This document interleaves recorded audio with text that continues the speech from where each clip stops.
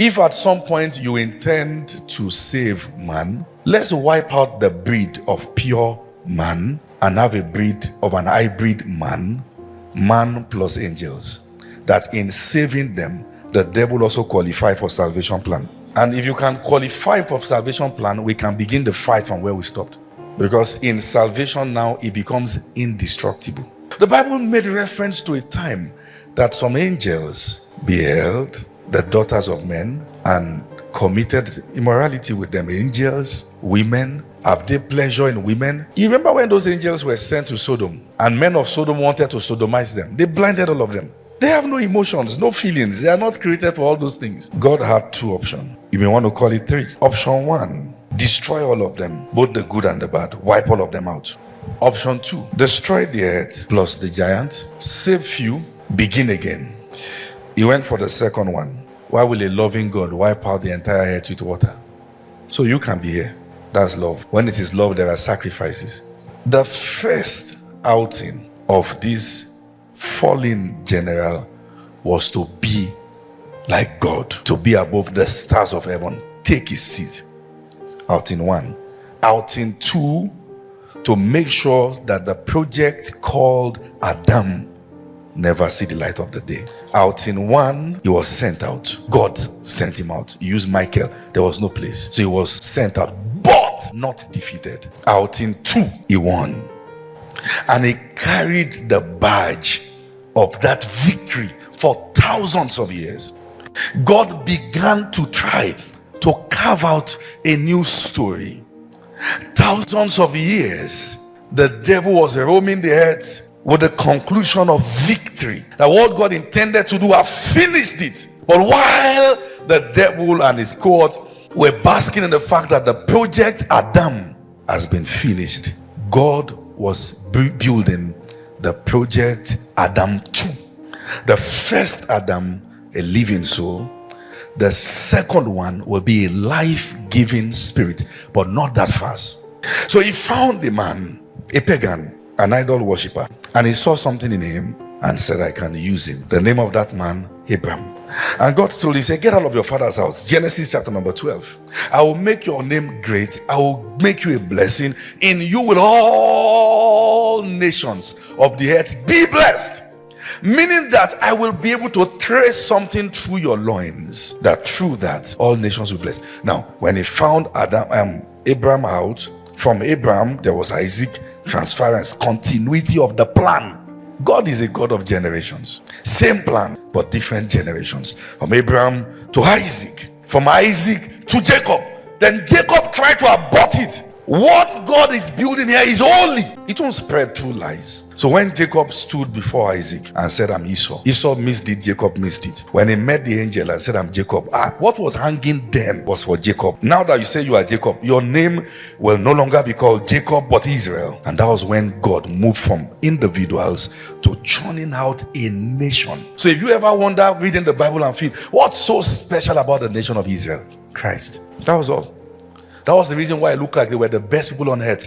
It was that God was trying to carve them out, and then from them he will carve out a family. From that family he will find a virgin to fulfill what was written in Genesis 3, that a woman, the seed of the woman, not the seed of the man, will bruise the head of the serpent. Meaning that I will find a woman, a surrogate mother. It was a matter of surrogacy. God was going to borrow a womb for 9 months, and then she will give birth. And the process had to be scrutinized. I'm trying to help you understand these are the basic foundation before we get into it. For instance, there were many things that needed to be in place. Why didn't Jesus just come 10 years after man fell? He couldn't, because many things were not ready. What about 100 years? Many things were not ready. Even Adam still lived close to 1,000 years after he fell. They were not ready. When were they ready? And what was the sign? Even if you can't see this invisible God, the physical things you can see points to an aspect of his wisdom. That if you observe closely, you will see God behind everything. There was supposed to be a visible manifestation on the earth that is to point to the invisible reality of what God intends. It was until then that the Christ could come. And what was that? Jesus came. You need to pay attention to timeline when reading the Bible. Jesus came right at the point that the Romans were the most powerful force. It used to be the Chaldeans, the Babylonian Empire. The method of the Chaldeans was quite close to the method of Egypt. And the method was, when they come to your place and invade your territory, they will take your people and take them to their territory, rule with them, use some as slaves, sell some to other nations. That was not yet a reflection of the kind of kingdom that God wants to build. But there was a time that a new kingdom came on the earth, that their method changed. Their method is, we will colonize you, but you don't come to us, we will come to you. We will come to you with our ambassadors and rule you in your own land.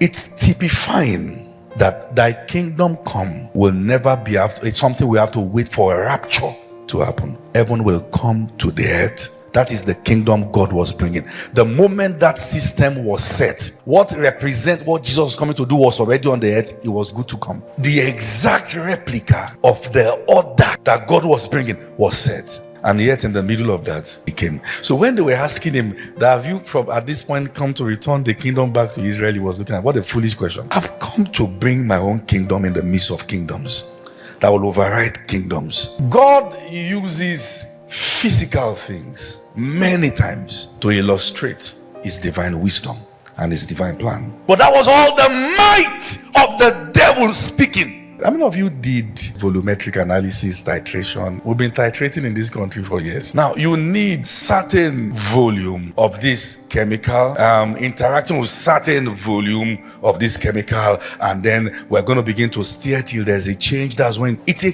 careful thing. You begin to release and drop and stir to check how many molecules of this will be required to take to dissolve or to change these and all that. You are checking. The fact that it is careful doesn't mean it is not forceful on the inside. The fact that the conversation with Eve was like a normal, gentle conversation, all that the devil stood for was involved. What I'm trying to say is that there are fights that are fierce but are not tough. This is for your life, but it's not forceful. It's an attack, but nothing they shake. Nobody they panic. But yet the devil is fighting tooth and nail. It is not every fight that requires force. Some of the most dangerous ones are peaceful, so that you can doubt the force behind it and be caught unawares. That the event in Genesis chapter number 3 was a war. The project had now stopped. Who shall go for us? I will go myself. That's war.